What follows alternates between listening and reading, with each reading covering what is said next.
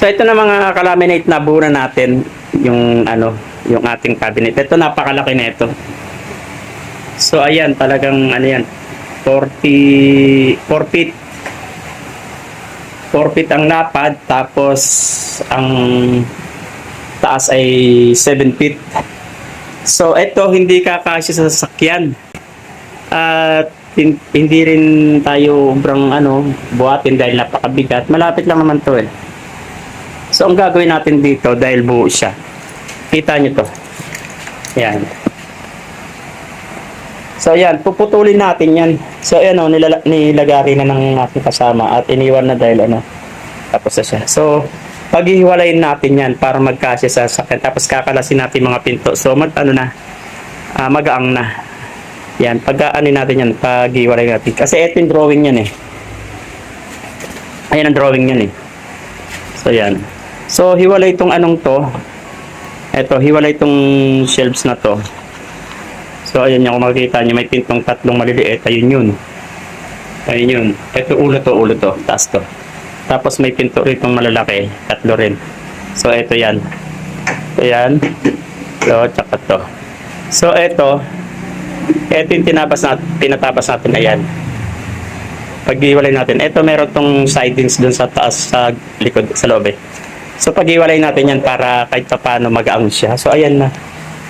Puputulin natin yan. Maghihiwalay na to.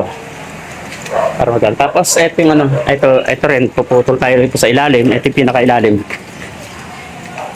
Ayan. Ayan. So makikita nyo yung guhit na to.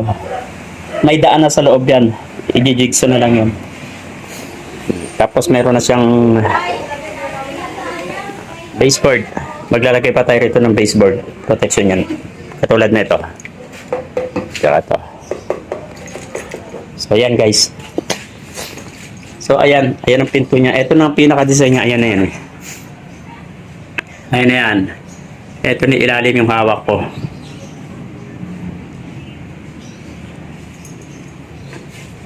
So ayan. Para i-deliver natin ng piraso by parts na. At hindi na tayo mag-assemble doon. Tapos ito yung isa pa. Ito mataas din to eh. Hinati naman namin, ang hati naman namin sa ano, sa ilalim. Ito hati namin dito pahaba, 'yon, paputol, manananggal, ayan. Ay ano, hinati namin ng ano, ng style manananggal. Pag ganun, ito ipapatong namin doon. Ito ang likod, ipapatong namin doon. So 7 feet na rin. May mga pinto na rin yan, ayan. Tapos ito may shelves to. Ito, wala nang shelves yan. So, ayan guys, at nakabuo na tayo. So, ito, pintura lang to. Ano to? Pintura namin dito yung ano lang.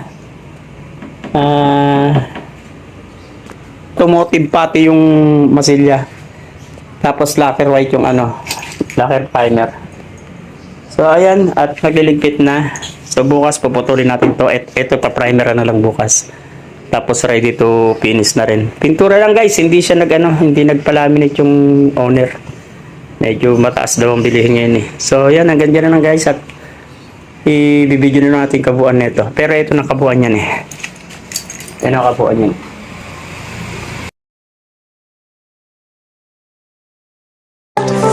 Wow! Tapos ito yung isa. Ito yung natin namin manananggal na nga. Ay, ito. Ito yung isa. Yan, ito yun, yung hinati namin. So, ito yung panglalaki to. So, okay. Dito lang tayo at magliligpit na tayo. 3 days later. So, ayan guys, so yung ginawa nating malaking wardrobe na closet. So, ayan na. Naikabit na natin. Ang galing mo, Anggoy! Ang galing! So, ang design niyan ay may takip.